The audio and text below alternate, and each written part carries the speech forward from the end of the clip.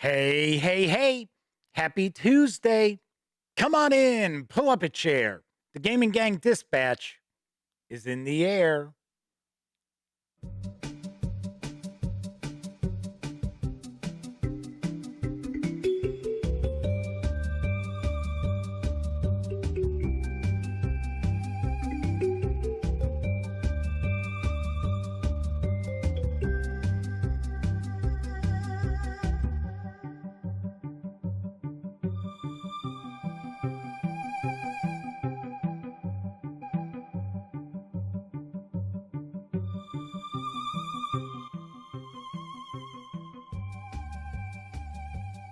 Howdy, howdy, howdy, gang. Welcome once again to the Duct Tape Studios. I'm Jeff McAleer, your host here at the Gaming Gang Dispatch, brought to you by, amazingly enough, thegaminggang.com, which I happen to be the founder and editor-in-chief. Today is Tuesday, March 1st, 2022. This is live stream 759. This is your first time joining me. Let me point out, super casual around here. Just talking about the latest in tabletop gaming news. And then we take a peek at a tabletop game. So tonight, I am going to be unboxing and taking a first look at Tiny Epic Dinosaurs from Gamelyn Games. And we will, as I hold up the back of the box, we're going to be looking at Tiny Epic Dinosaurs. Yeah. I just grabbed the box. What can I tell you? So we're going to be taking a peek at this in just a bit. Of course, first we are going to talk about the tabletop gaming news of the day, which also brings me to the point that if you are watching live, it'll be about 25 minutes or so before we dive into Tiny Epic Dinosaurs. So just kick back, relax, make yourself at home, put your feet up, just not on the furniture. If you are watching after the fact, say 30 minutes or more after this stream is finished, then you can actually jump ahead past the tabletop gaming news. If you want to get right into the unboxing, you will find there are timestamps in the show notes. And depending on what device you happen to watch the Gaming Gang Dispatch on, you might even have those timestamps right on the timeline of the video. Like I said, depending on the device that you're using. So I should mention, if you like this video, by all means, please give it a quick thumbs up. Subscribe to the Gaming Gang channel if you haven't. And if you do subscribe, ding that bell. It'll not only let you know when the Dispatch streams live Monday, Tuesday, and Wednesday evenings, right here on YouTube at 7 p.m. Central. I'll also let you know when I upload other videos, such as my review of the Old School Essentials Advanced Fantasy Referee's Tome. Yeah, so I wrapped up the trifecta of Old School Essentials hardcover tomes and enjoyed this just like I did the others.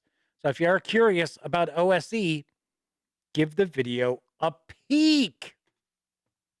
Of course, when you're not watching videos on the Gaming Gang channel, be sure to visit thegaminggang.com for all latest in gaming news, reviews, and a whole lot more. You know the drill. Get your geek on at thegaminggang.com.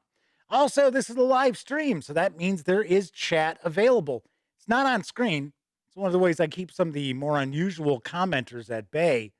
But if you want to say howdy, or maybe you got a question, a comment, by all means, chime in. I will do my best to respond. Also should mention that you must be a subscriber to the channel for 48 hours or more before you can take part in chat. Yet another way I keep some of the more unusual commenters at bay. All right, who do we got so far? We've got the Madman. Yes, the Motor City Madman is with us, as well as Flaming Huron. So our two chat moderators are with us right off the bat. So I guess I shouldn't say that, seeing we're not going to see opening day for Major League Baseball for a while. It's my favorite sport, and every few years it's always some stupid lockout. As if the owners don't make enough money. Anyway, I am going to try to zip along in tonight's stream because I know there are folks out there who are going to be wanting to watch the President of the United States give their State of the Union. So I can watch it anytime. But I know our chat is probably going to be a little quieter than usual, is my guess, because of the State of the Union address that's starting in less than an hour. So let's jump on into the news, because arriving in May from KOSMOS is Exit the Game, The Lord of the Rings, Shadows over Middle-earth. Here's what I know. Hurry up, hobbits, because a threat grows in the land of Mordor, where the shadows loom. Frodo and his companions have set out to save Middle-earth, and the fate of the free world is now in their hands, and in the hands of the players, because the companions need help. In Exit the Game, The Lord of the Rings, Shadows over Middle-earth, say that 5 times fast, the mighty wizard Gandalf has sent the players on a crucial mission, so they must embark on an adventure and fulfill his assignments, for otherwise all hope dies. Together, players visit the locations from J.R.R. Tolkien's The Lord of the Rings, solve tricky magic puzzles, and support the companions against Nazgul, orcs, and other dark figures. Why aren't they calling it the Fellowship? I would think they'd just call it the Fellowship, not the Companions. This edition of Exit the Game is going to have a difficulty level of 2 out of 5. So already outside my realm of solving any of these puzzles. Exit the Game, Lord of the Rings, Shadows over Middle-earth is for 1 to 4 players. Reality, it's for as many players as you really want. It's kind of a puzzle game, mystery game. It's for ages 10 and up, plays in around 45 to 90 minutes if you are much smarter than I am. And it's going to carry an MSRP of $19.95 when it arrives in June. Strangely enough, I have also seen that this is supposed to hit stores on May 23rd. So that's what the distributors are saying. KOSMOS is saying June. So not sure who to believe, but I think we'll go with KOSMOS. Callahan Klatt has joined us in chat. Good to see you, Callahan. Thanks for swinging on in and hanging out. Omanal's popping in, asking people watch State of the Union. I usually do. I don't necessarily always pay intense attention to it, but tonight I'll watch it later. Simply because by the time I finish up the show and do the little things that I do to wrap up for the night, it'll already be going. And I have to run out to the store real quick. So I'll watch it later. Our next news piece hitting stores in the second quarter of this year is Get On Board, New York and London. And here's a wee bit of info about the release from Iello Games. Here's the bus. Hurry, grab a seat, and get out of the rain. Just like every trip, you're fascinated by all the other passengers on board. Tourists, professionals, students. Well, not the kind of buses I've been on. They're all traveling together, though they each have different destinations. This bus line is truly special, but will it be able to transport everyone safe and sound? It's a clever and original urban flip and write. Head to London and New York to create the best bus routes. Optimize your placements to transport passengers efficiently and leave your opponent stuck in traffic. To play, simply turn over a card and draw your ideal route. Complete your objectives and gain points in this urban strategy game, enjoyable with family and friends alike. In Get On Board, New York and London, you have 12 rounds in which to build the best bus line in town. Each round reveals a new card that shows each player the route shape they must complete. Place your bus accordingly on the central board. Take the passengers where they want to go, by connecting them and their destination to your bus line. Avoid traffic and gain as many victory points as possible. Get on board. New York and London is for 2 to 5 players, ages 8 and up, plays around 30 minutes, and will carry an MSRP of $29.99 when it arrives this spring. So I have to mention, in fact, it was the image we were just taking a peek at that comes from Iello, and it says it's from this game, but it doesn't look like it's from this game. No, but this is a flip and write game. So you are flipping cards. You are not rolling dice. This is not a roll and dice sort of game. So Coco B is with us. Disavowed 92 and Perkins Dearborn have swung on into chat. So Perkins is just stopping in, says they have to run. So we'll have to check out the video later. So there is a new bundle of holding that's arrived, and it features the Torg Eternity role-playing game from Ulisses Spiele. Here's the skinny on the deal. Storm Knight. We've resurrected our September 2019 Torg Eternity Essentials offer, featuring English language ebooks for Torg Eternity, the multi-genre tabletop role-playing game from Ulisses Spiele. Invaders from other realities, cosms, have arrived on Earth seeking our possibility energy. Where they rule, the laws of physics warp to form strange new landscapes. But Storm Knights, heroes from all the cosms, use magic, technology, miracles, and even superpowers to defend against the reality raiders and their endless minions. Designed by Shane Hensley of Savage Worlds fame and others, and funded in a spectacular May 2017 Kickstarter campaign, Torg Eternity updates the 1990 West End Games version and reimagines the cosms that threaten our core Earth. This revived 2019 offer once again presents everything you need to get started fighting the possibility wars for reality itself. For just $9.95, you get all 5 titles in the Essentials collection, with the retail value at $37.50 as DRM-free PDFs, including the complete Torg Eternity core rules and drama deck, the Torg Eternity GM screen and character archetypes, the scenario collections Day 1 and Delphi missions Rising Storm, and the character journals with multi-page record sheets for Storm Knights from every cosm.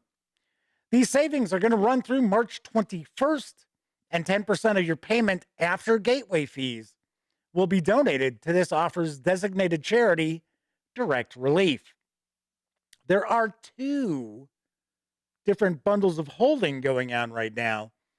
This first one is for the essential core books, core materials for Torg Eternity, and the other I will talk about tomorrow actually has 3 of the cosms.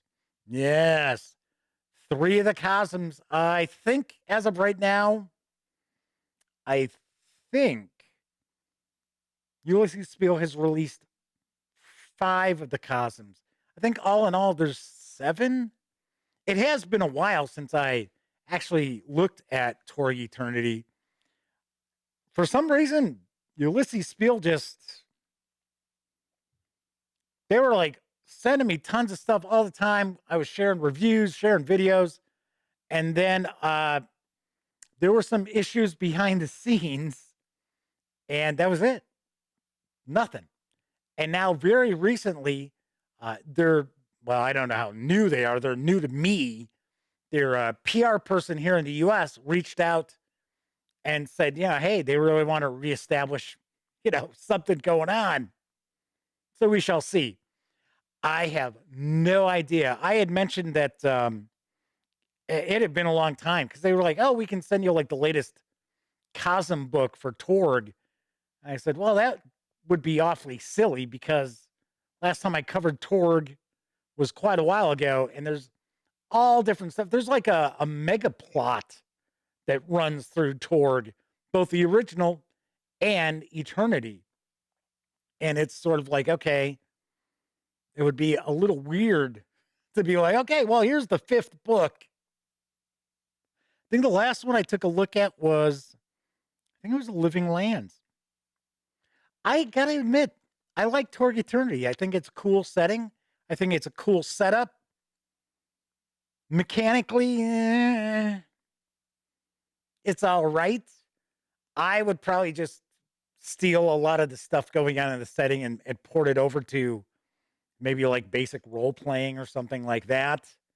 But Torg Eternity is pretty cool. All right, let me grab a sip here because we're going to move on to some Starfinder news.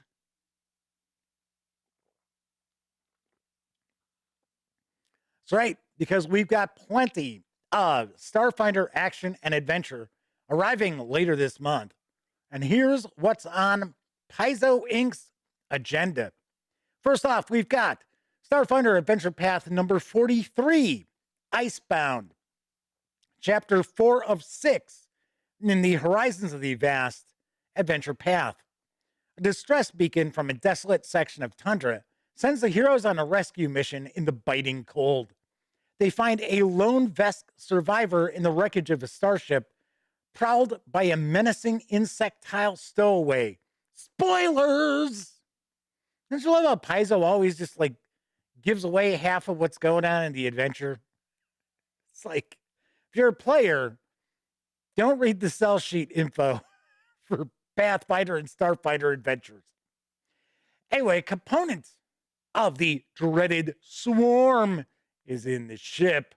The heroes trace the creature's origin to a frozen gas giant in the same system, where a mutated swarm colony has begun to awaken from a strange hibernation.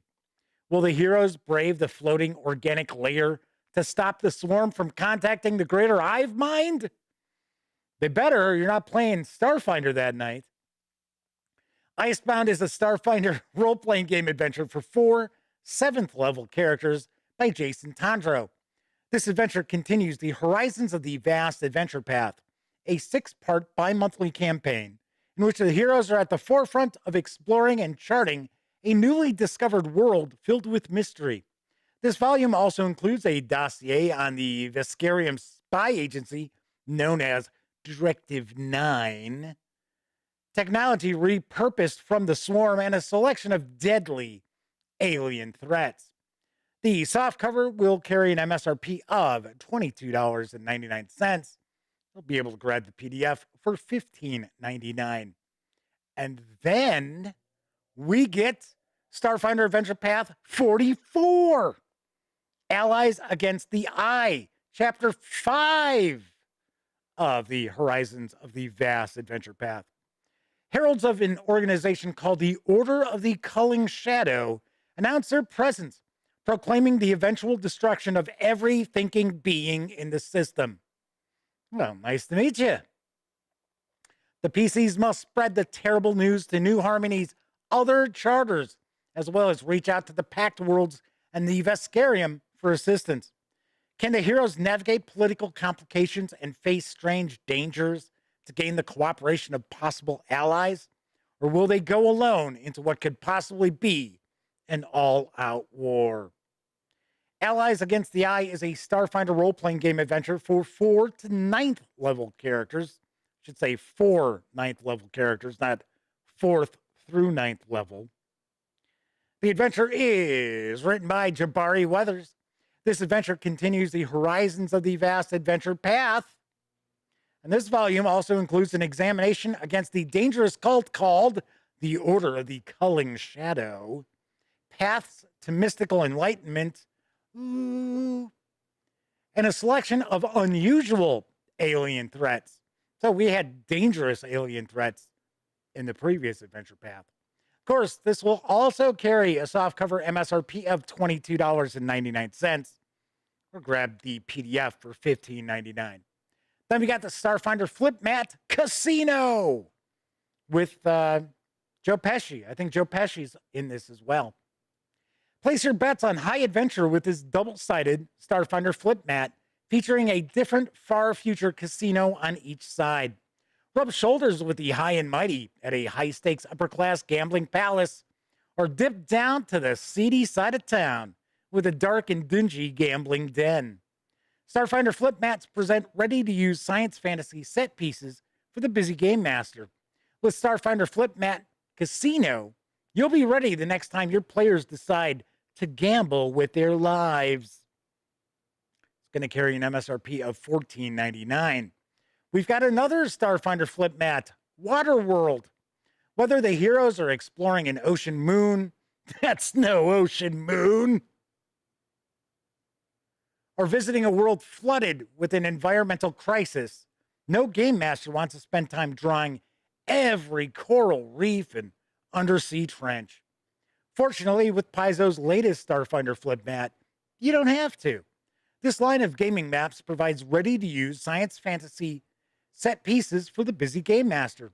This double-sided map features the surface of a wide expanse of water, featuring outcroppings of rock and coral on one side, and a stretch of seabed on the other. Don't waste time sketching when you could be playing. With Starfinder Flip Mat Waterworld, you'll be ready the next time your players discover they need a bigger boat. This also carries an MSRP of $14.99.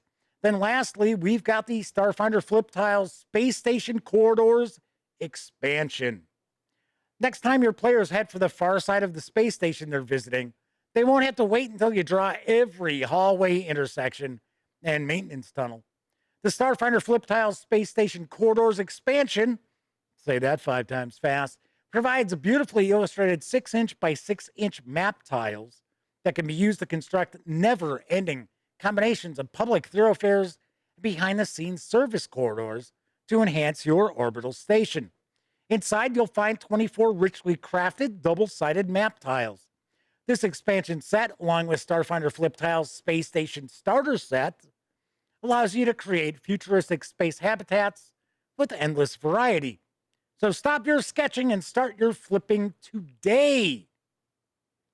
This box set will carry an MSRP of $19.99 or get the PDF for $13.99.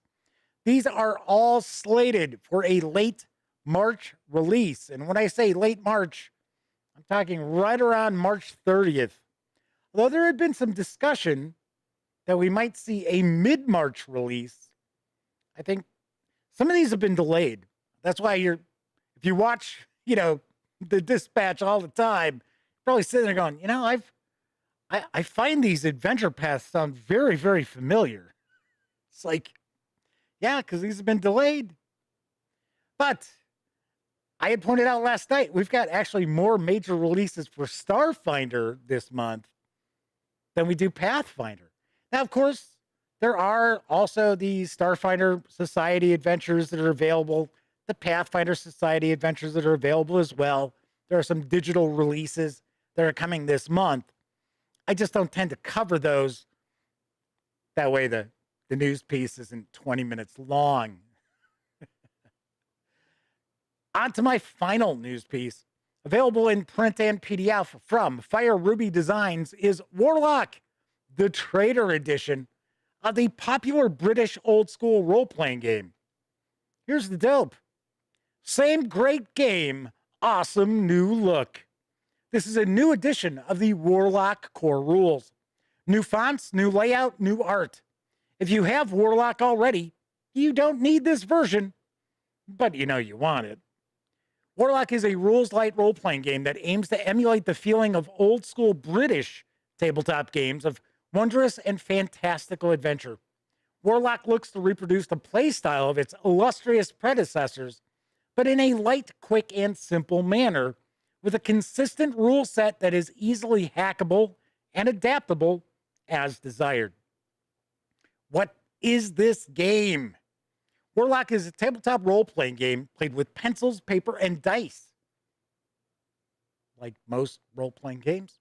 The implied setting is a fantasy world in a vast kingdom of man, beset on all sides by enemies, both without and within. The players control characters struggling to survive in a fantastic world. So, thematically, Warlock is a fantasy game of perilous adventure. However, Warlock does not contain lots of explicit setting information, so you can use it with your favorite published or homemade settings. Instead, Warlock aims to give you a simple and concise set of rules that you can shape as you need.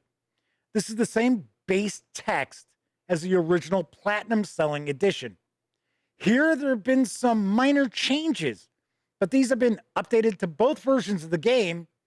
So if you had the PDF of that already, the core rulebook, you're not going to need this one unless you want the new artwork. So no matter if you have this one or the original edition, the rules are functionally the same. There's some small changes to the wording in a couple of places for clarity. Your career skill is now equal in value to the lowest skill that your career grants rather than the average. You roll 1d6 on the critical tables and negative stamina, not 2d6. This is to make the probabilities work and the game slightly less dangerous. Blast, foulness, and sleep spells have had their stamina cost reduced by 1. All content for the original Warlock is 100% compatible with this Trader's Edition. The 146-page hardcover is available through DriveThruRPG for $33.39, or you can score the PDF for $16.04. Not sure where they're coming up with those prices, but it's sort of like, okay. I've had people ask me to review Warlock. It's simply, I gotta be honest, it's pretty pricey. Now, I've heard good things about it. I've heard Warlock's pretty cool.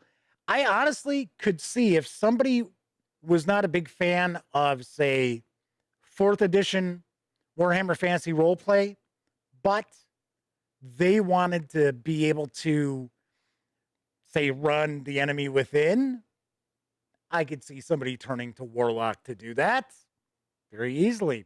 Or I could see them taking any old school AD&D or D&D adventure and porting it over as well. But Warlock is specifically tailored to give you the feel of that old school British tabletop role-playing experience, which we kind of talked about a little bit last night, where, at least to me, it seems like the British role-playing games, both in the 80s and now, have a little bit of a tongue-in-cheek aspect to them. And they tend to be a little grittier. The player characters tend to be a little more close to the norm. They're not superheroes. Mr. Eddie T has popped in to say howdy. Good to see you, Mr. Eddie T. Asking, is Warlock OSR? It is considered British OSR. So I honestly do not believe that it is based on the same game mechanics as D&D. So, like I said, I do not know much about this. I should also point out, I am sharing images from the previous edition. This is not the new edition that has the new font, new artwork, things like that. Reason I did that is because otherwise you'd just be staring at the cover of the book, because that's the only image I could track down for this Trader's Edition of Warlock. All right, that is it for tonight's news. Of course, I was just talking about DriveThruRPG. I should also mention that right now, I believe it kicked off today. It is GM's Day sale, but it's like for almost 2 weeks. It's like 13 days. And of course, GM Day is, or GM's Day, General Motors Day. Game Master's Day is, I believe, March 4th. So that's the day that, you're supposed to give your Game Master, stuff for them to run. Wow, thanks. Thanks a lot. Your forever Game Master appreciates that. I'm sure they do. But almost everything's on sale. Almost everything is like, I think, up to 30% off, including Warlock that I was just talking about. In fact, I'm almost positive that it's more than 30% off for Warlock, because I could have swore I saw it was like $9.99 thereabouts in PDF. So that is a hell of a lot more than 30% off, $16.04. Like I said, most of the items are like up to 30% off. And this is one of the best sales that you will find on the One Bookshelf sites. So there's usually three big ones, three big sales that we get. One is GM's Day. Then we also have the Christmas in July sale. And then we also have the Black Friday, like week-long sale. Those are like the three best sales that the One Bookshelf sites utilize. So keep that in mind. Also, the Gaming Gang is affiliated with the One Bookshelf sites. So if you are going to visit, say, DriveThruRPG, by all means, please stop by thegaminggang.com first. Click on one of our banner ads. That way, if you happen to make a purchase, I get a little portion of that sale. And all those nickels, dimes, and quarters really do add up and help keep thegaminggang.com around. Also, if you like this video, if you like the channel, if you enjoy hanging out at thegaminggang.com, if you like what I do, by all means, you can always buy me a cup of coffee or some soda by visiting paypal.me/thegaminggang and making a small donation. And those of you out there who do utilize the One Bookshelf banners on thegaminggang.com or stop by and make a small donation, thank you very kindly. There are quite a few of you who do that, and it is much appreciated. So we are going to be diving on into Tiny Epic Dinosaurs in just a couple of minutes. Something I wanted to mention before we jump in, I'm a little bummed today, and I'm not going to go through a whole big spiel about it, but yeah, I swear it's gonna. I see these outlets out there with tons of subscribers, huge numbers of views, and I've never heard of these people, which is not unusual because I'm too busy doing my own thing. If I was busy watching other people's content, I would be posting news pieces or getting the show ready or shooting reviews or first looks or what have you. But there were a couple that I ran across. They were like recommended on YouTube to me. I was like, who are these people? I went and took a peek, and I'm not going to name any names or anything. And they've not been around for very long, like about a year. One of them only does a video every month. And I took a peek, and I was like, wow. And I understand. I am an acquired taste. I do not think, oh my God, the content that I create is like phenomenal or anything like that. But I do try, and I do invest money into the equipment that I utilize. Both of these outlets were like super cheap looking. The hosts were real phony, and I'm looking and their videos are like 17,000 views. I'm like 27,000 subscribers, 40,000 views on this 10-minute review. And I was like, excuse my French. I was like, what the fuck? It's like, man, I'm just spinning my wheels here. I'm like, geez. And it's kind of depressing. It is. I'm just being honest. It is kind of depressing. And I was just doing my thing today, and I'm like, hoo, hoo, hoo. And I got a copyright strike on yesterday's video for the drive-in intermission because of the song. So we won't be doing the performing food anymore because I had to mute that out. And it's kind of stupid. It's like complete silence for like 35 seconds in the video now. Well, not now because it was still processing, but that's what it'll end up being. And I ran across those, and I was just like, man, it's like lately, this is the other weird thing. And I've talked about this, possibly segueing completely into only covering role-playing games because I've noticed, not that I'm getting 15, 20,000 views on them, unless it's a D&D release and I'm the first video out the gate. But I was going to say that I've noticed that the views for the role-playing game stuff is way higher than the board game stuff, which is weird. Even like the recent war game coverage, granted, I haven't really been able to do many reviews of war games in the past year, but I still am doing like the first looks in that. Those used to be like pretty popular videos. Even that, don't see it that often either. So I don't know. It's like I said, I'm just kind of bumming a little bit. So what I would hope to do is, once again, I mention this all the time about giving a thumbs up to the video. The more thumbs up a video gets, the more likely YouTube is going to share it with people. Like the two outlets I saw today that I'd never heard of, YouTube was recommending their channels for me to check out. Also, comment on the videos. Doesn't have to be a long novella. And it can't look too spammy either.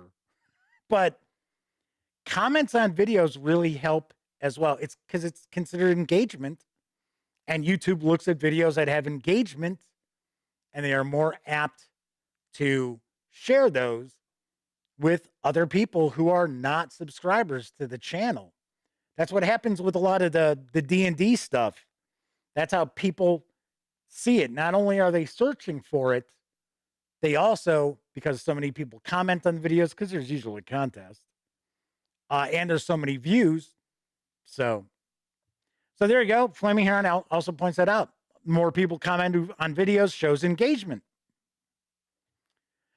So Mr. Eddie T says, kids watch weird crap on YouTube, not the good stuff I provide. Thank you, Mr. Eddie T. Flaming Heron says they get views from people who they know have actually played the game. Feel a lot are disingenuous. Yeah, I do appeal to an older fan base. I understand that. So Flaming Heron asks, just out of interest, how many people are subs to the channel who view the videos? See, that's the other thing that's bizarre, and I've mentioned that before, is that we've now cracked 6,500 views, or not views, subs, and 100,000 hours of views. And we'll get videos where, like the live stream, when I was doing old school for the new year, 300-400 views, sometimes a little more on the live streams, not watching live, but after the fact. And on average, now we're seeing about, I don't know, 120, 140, and that's nothing. It's really nothing. The Old School Essentials reviews are pulling in about 300 views right now each. So there are a lot of people subscribed who do not watch the videos. And I don't get it. I don't. And we're always getting new subscribers all the time, and that's great. And it's not like I run giveaways constantly where I'm like, oh, you got to be a subscriber. I pull in, but I think last month we pulled in 300 and some subscribers. So I think over the last couple of weeks, I think we've pulled in like 200 subscribers. That's not too shabby. So 245 Trioxin says, who you calling old? I'm only in my mid-40s. You're old. I'm just kidding. Mr. AT says, I subscribe and watch. Oh, I know there are. But that's also a bizarre YouTube thing, because I have seen both ends of the spectrum. I've seen people who have 100,000 subscribers and they have a video that's like a year old that's had like 1,200 views. And then I've seen videos where somebody's channel has 800 subscribers and they've got a video that's been viewed 50 some thousand times. So it's like, Mr. AT says they're subscribed to channels that YouTube never recommends videos to him for. They actually have to go to the channel to see the videos. That's a little odd. But that might also have to do with how many channels you actually subscribe to. Callahan says dropping views from one video to another could have something to do with having videos dedicated to board games and RPGs, since YouTube really doesn't like promoting channels with split content. Yeah, but our content is tabletop gaming. I guarantee you, no one else out there who does. I highly doubt YouTube is penalizing me because they don't consider this split content. It's still tabletop games.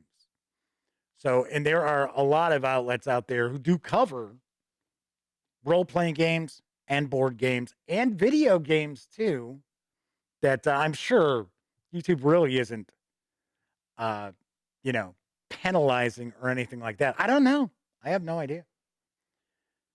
So Flaming Heron says, yeah, it's crazy. They never get recommended videos from some channels unless they literally watch those channels daily. Might be.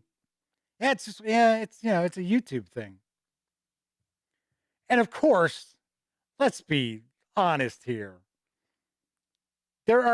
We have outlets out there now. Dicebreaker. That we know sank money into getting their subscribers. Which is funny because I like Rock, Paper, Shotgun. Dicebreaker, I'm like, that's like the same parent company. All right, anyway, enough of that. Let's jump on in to Tiny Epic Dinosaurs right after a quick intermission. Here's the way we quench our thirst, quench our thirst, quench our thirst. Here's the way we quench our thirst. At the refreshment counter, now's the time to yum, yum, yum, yum, yum, yum, yum, yum, yum. Now's the time to yum, yum, yum. At the refreshment counter, popcorn, drinks, and candy too, candy too, candy too. Popcorn, drinks, and candy too. At the refreshment counter, at the refreshment counter, at the refreshment counter.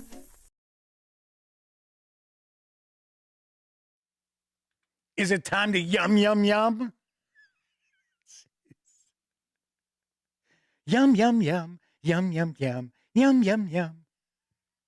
Well, if you think about it, we had a news piece about a game where you create bus routes, and then we have an intermission video where the underlying music is the wheels on the bus go round and round, round and round, round and round. See, these are the deep connections that I try to make within my video content. Tonight we're diving on into Tiny Epic Dinosaurs from Gamelyn Games, designed by Skype. What is it with me today? It's like words just are hitting my brain and not coming out the right way. Designed by Scott Almes with artwork provided by Nicoletta Vazzi. The game is for 2 to 4 players, ages 14 and up, plays in 30 to 60 minutes. And the deluxe edition, which is what we're going to take a look at tonight, carries an MSRP of $35. So the madman says, my body says I'm upper 50s. My brain says I'm 12. Yeah, I'm kind of like that too. 245 Trioxin says, never heard of them. I'm guessing he's talking about Dicebreaker. And Flaming Heron says, you're not missing anything. If that's, I don't know, maybe that's not what he was talking about, but all right, let's swing on over to the other camera because here I've got Tiny Epic Dinosaurs. And why do we have an old shot Oh, come on, you stupid camera. I swear, I have these issues with the Sony camera. If you don't have set up right,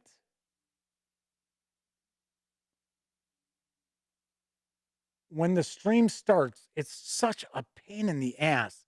So I remember we can actually mess with this. I believe to shake this loose.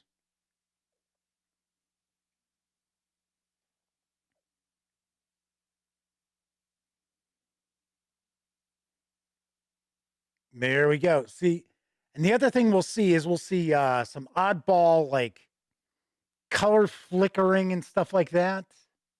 But at least we got the live shot now. Boy, I tell you what, for $700, this camera is a piece of shit. Sorry, Sony. It is. It's a piece of shit. Although the autofocus kind of works, which is better than Panasonic. So, see, there we go. We had our little doohickey there.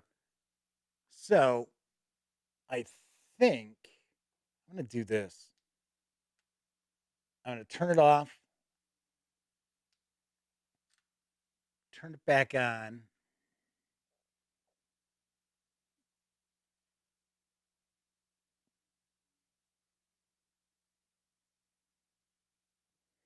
And then I'm going to do that little trick again.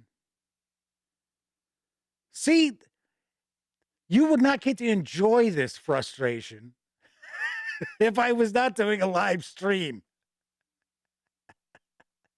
All right, there we go.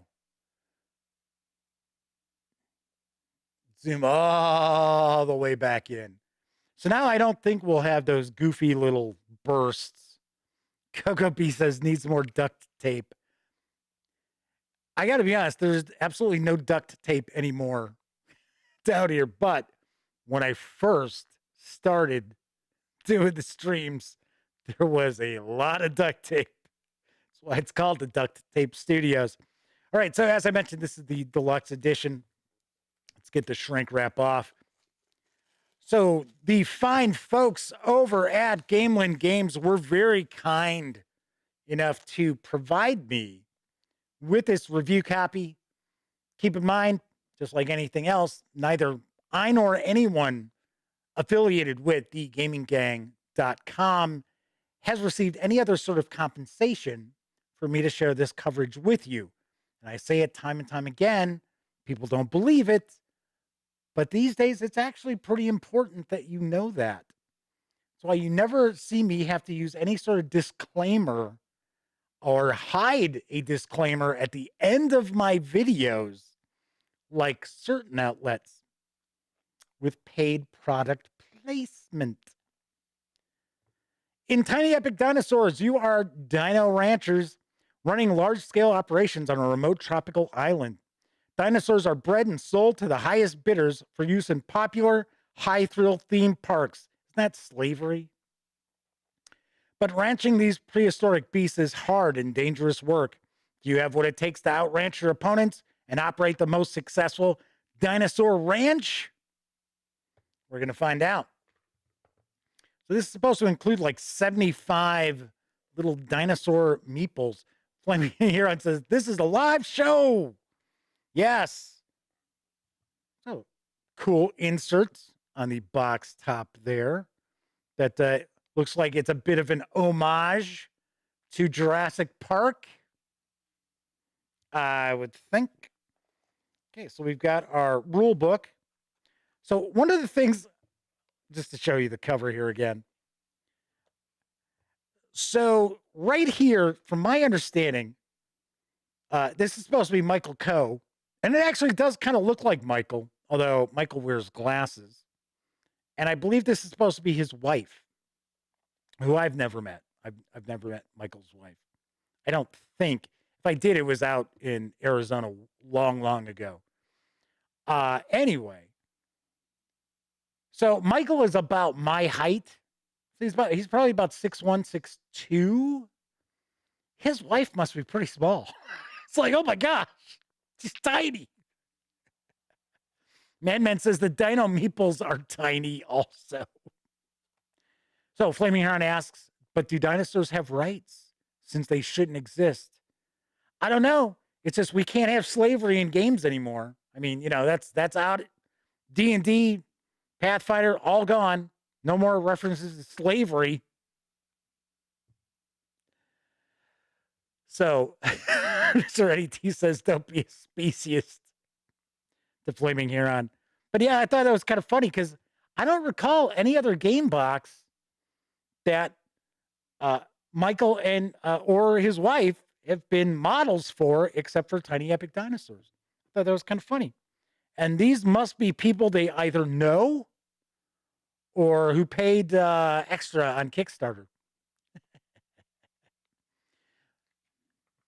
All right, so here we got all of our components.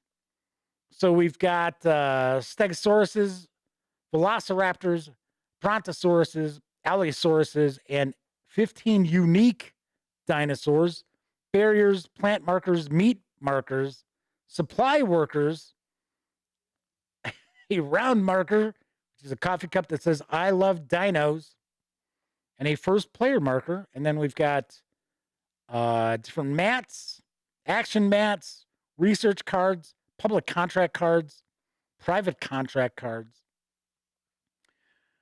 So my understanding as far as this game goes is that you're going to score points for the number of dinosaurs that you have, as well as the contracts that you have and research that you've completed.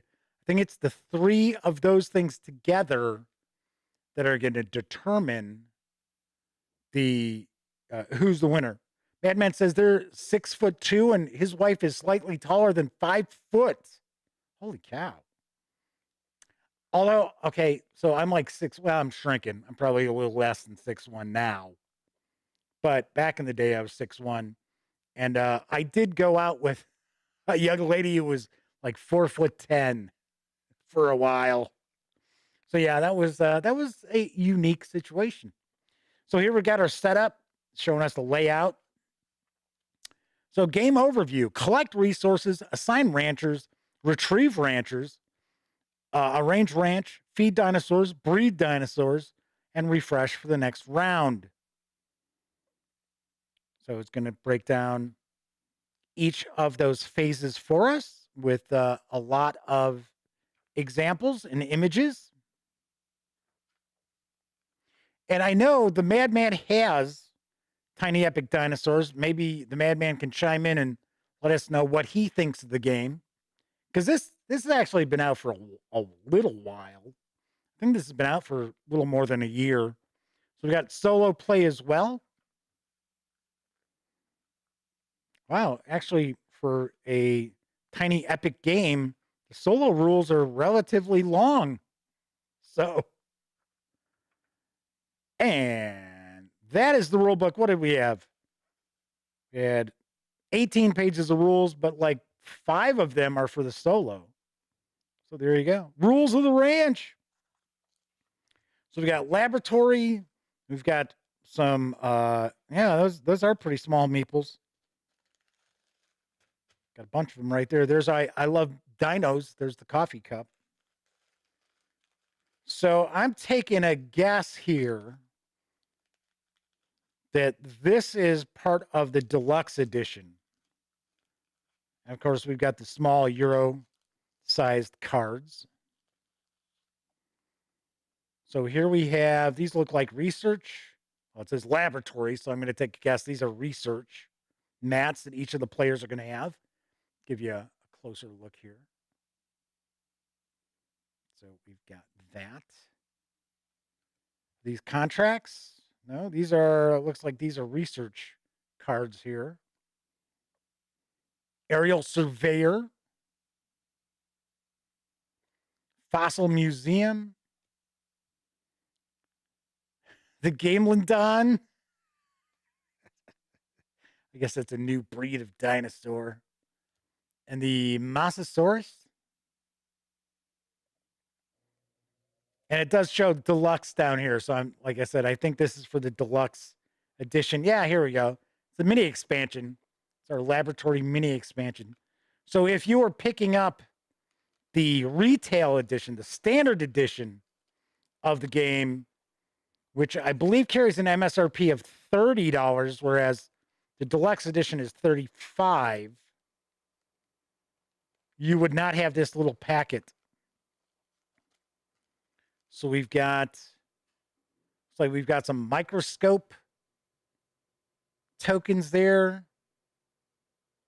We've got red, blue, and kind of a lime green. So which looks like these go on to your mat there, your research mat, your laboratory mat. And it looks like we've got a couple of new dinosaurs. Yep, those are the 2 new dinosaurs we had the cards for. So this is all part of the little mini expansion. So the Madman says, yes, that is correct. That this is from the deluxe edition. Okay, so here we've got some decks of cards. We've got a die, which is cut. So got a net on 3 sides. We've got what looks like claw marks on one side. 2 sides, that is. And then a broken egg or a hatching egg on the other side. There you go. Of course, I'd get the claw marks. So let's take a look at these mats. Okay, so we've got it's kind of a player aid here. So we've got our final scoring. And then we've got the round phases, medical leave. And on that side, we've got the final scoring. Looks like a victory point tracker.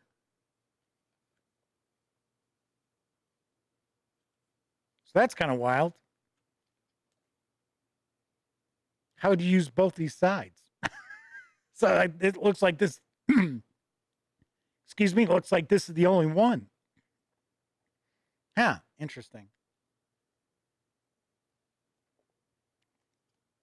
So we got a few different things that we lay out, no doubt. So we've got a discard pile, and then we got research cards. Then it looks as if we've got some cards here that are making up the island. So you're going to have kind of a random island. So that's kind of cool. And it looks like we've got 4, and they're dual-sided. So here we've got each of the players have their play mats. So we have a contractor, a poacher, a breeder, and a scientist. Those are the different player roles. And then we've got these on the back.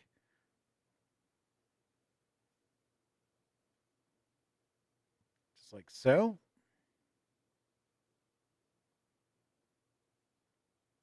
I wonder if one of these sides must be for solitaire. I'm guessing this must be for solitaire because these are all identical. And looks like we also have a tracker here that's the same tracker that's here. So yeah, I'm taking a guess. These are the actual player mats like so. So we've got private contracts and public contracts. Resources. So this is the side for 3 to 4 players. And that is for 1 or 2 players.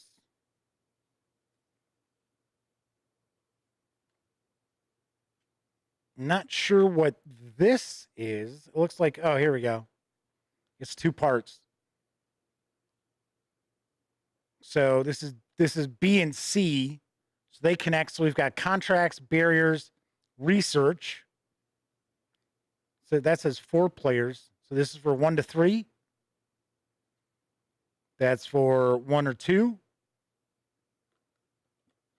That's if we have 4 players, and that is if we have 3 or 4 players. kind of cool. Then we have A, which is free range dinos and the dino market. Dynamite! You knew that was coming.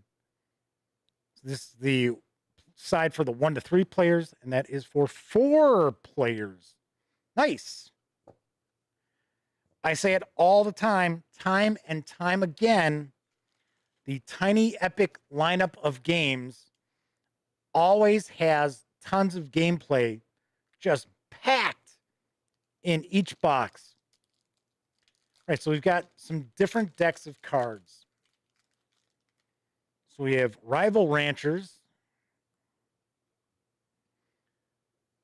This is Research, I believe. These like little lab cards. Public Contracts, which we have quite a few of these. And then I think we only have a few. There we go. Private Contracts. So I guess these contracts are essentially, these are the sorts of dinosaurs you have to have in your collection, and you're going to score bonus victory points. Taking a stab. So what do we have? 8 of those? I think it was. Yep. Cardstock's nice. Very, very cool. These are the public contracts. So these have smaller victory point totals. But as you can see, they also have fewer dinosaurs on them as well. Oh, no, 12. That's pretty high. 13. Are we going to get up to 14? It's like the most victory points you're going to get off of a contract. So there we've got those. Rival Ranchers. Taking a stab, this is for Solitaire, where this might be kind of an AI of what they're going to do or what they'll try to do. So we've got, there are 8 of these too. Yep, 8 of those cards.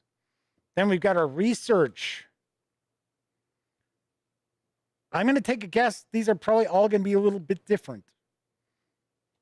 Or I should say, they'll all be different things. Egg Incubator, Mobile Barriers, Resource Converter, Rancher Biometrics.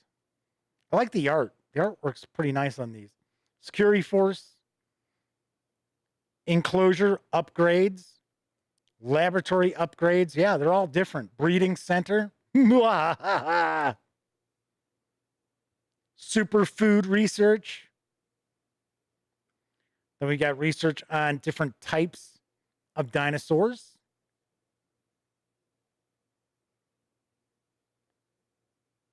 I guess these are the special dinosaurs that I think there were like 15 of these. And okay, so the pterodactyl's real. Some of these are real, some of these are not. As far as I know. Okay, Triceratops, that's real. Tyrannosaurus Rex, well, yeah, those existed. Maybe, yeah, maybe I'm wrong. I guess these are all. Dracorex just didn't strike me as being, legit. I don't know. I have no idea. They change the names of dinosaurs all the time. So it's like, oh, yeah, so that used to be that, huh? Mr. AT says they sure shove a lot in that little box. They put a hot dog in that bun, and they start honking the horn when that hot dog hits the bun. All right, then we got a little insert right here once again. All right, cool. A lot of goodies in this. Let's put this stuff back, and then we're going to take a peek at... Oh, I should point out, all of the cards, the large cards, these smaller cards, they all have linen finish. So they will hold up pretty nicely. Although I always recommend, especially with these cards, just go spend a few bucks, get some sleeves, you know you're going to be playing this quite a bit, so save yourself the hassle of the wear and tear on the cards and just go get some card sleeves. These are just small Euro, pretty standard European size. Of course, I forgot to put that in there, but and the die and those, and we're going to take a look at some of these. That's kind of funny. I like the coffee cup. I love dinos. Here are some of these special dinosaurs. They are all, the purple ones are all unique. Let's give you a look at some of these. So these are all unique. Then we've got, I think these are the ranchers, like ranch hands or something. Doesn't look like there's a bunch of them. It looks like there might be one for each player. So there's the 4. I don't know. That might actually track your victory points. Okay, so we've got some hexagonal. And we know these are barriers that you put up. Whoops. Little barriers. And then let's take a look to see what we've got with these different.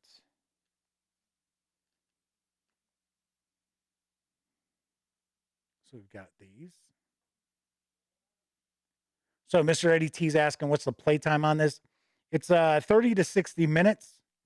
It usually breaks down based on number of players. That's pretty much a given for Tiny Epic Games. They're usually about a half hour to 60 minutes. Some run a little bit longer than others, I will point out. With like Tiny Epic Galaxies, yeah, these must be ranch hands, and then this is like the player's meeple, because this one's a little bit larger. But I was going to say, like Tiny Epic Galaxies, we can rock out even with 3 or 4 players. We can get it done in about 30 minutes because we all understand how the game plays. Others, like Tiny Epic Zombies. Tiny Epic Zombies tends to run the longest. Now, it's been a while since I played it, but that I don't think we've ever wrapped up in less than like an hour and 15, hour and 30. So, but it's also a very cool game. There's a lot going on. All right. So we got all these goodies packed into this nice footprint. Easily fits in anybody's glove compartment or backpack, purse, what have you. Very easy to take this on the go and bring it over to somebody's house. So that is Tiny Epic Dinosaurs from Gamelyn Games. Once again, we were taking a look at the deluxe edition, which is available right now. You can get it from Gamelyn Games for an MSRP of $35. And of course, I'm hoping to have a review of Tiny Epic Dinosaurs in the very near future. Swing on over to the other camera. I am actually going to be playing some games this weekend. Yes. My best friend, Elliot Miller, is getting together. He's bringing his son, Brian, and we are going to go over to my brother's house. And my brother's actually going to play some stuff. He's become more of a gamer in the past, I'd say, 6 months or so. Every once in a while, he'd join us to play something. But now it's like he plays various different games with Elliot and I, and a lot of times with my nephew Cameron, who will not be there this weekend because it's his reserve weekend, or guard weekend, I should say. And it's kind of funny because now my brother's like, oh, yeah. He's like, I'm really surprised that game was so good. I'm really surprised I enjoyed that so much. Oh, wow, that was really cool. I'm kind of surprised. It's like, what do you think? We played crap? So the Madman says they were distracted answering Mr. Eddie T's question because his sharks are circling his cats. They want dinner. Yes, I know how that is. Especially with the little kitten over here.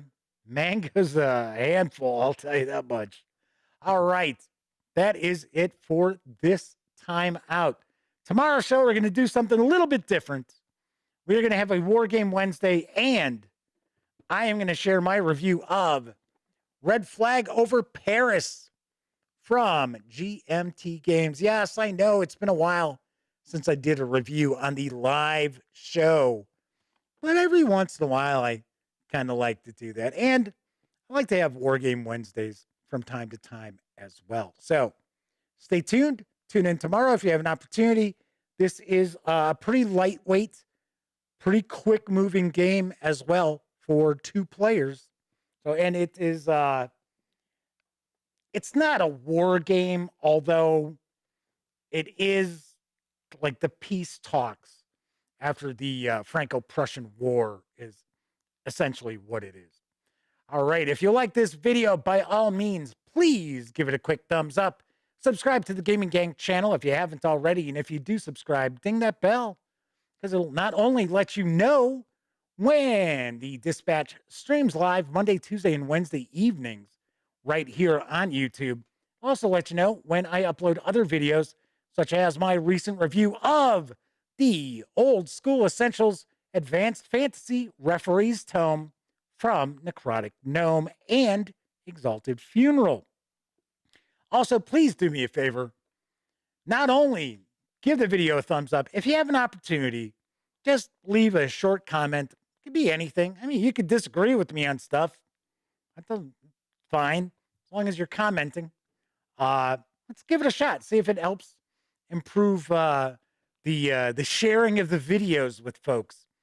I don't know. Maybe not. Anyway, if you were watching live, thank you very much. Of course, if you took part in chat, those are bonus experience points for you. I'm telling you, one of these days you're going to level up. You're going to be shocked at all those new feats and abilities you're going to have for watching videos on YouTube. But you'll have to stay tuned for that. Of course, I know a lot of people out there don't have an opportunity to watch live. It doesn't matter. Maybe you're even watching on Memorex. All that matters to me is you give the videos on the channel a peek. Definitely appreciate everybody taking time out of their busy lives to do that. Once again, I'll be back tomorrow with my review of Red Flag Over Paris. And of course, here's hoping each and every one of you gets to enjoy plenty of great gaming with your gang. See you tomorrow.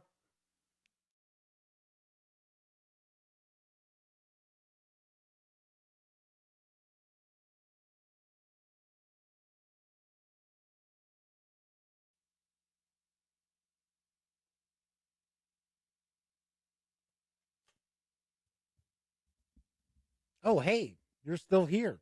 Well, if that's the case, by all means, subscribe to the Gaming Gang channel by clicking right here. Check out the latest episode of the Gaming Gang Dispatch, or find out what YouTube recommends you check out from the channel. And of course, once again, I'm Jeff McAleer. Thanks for watching.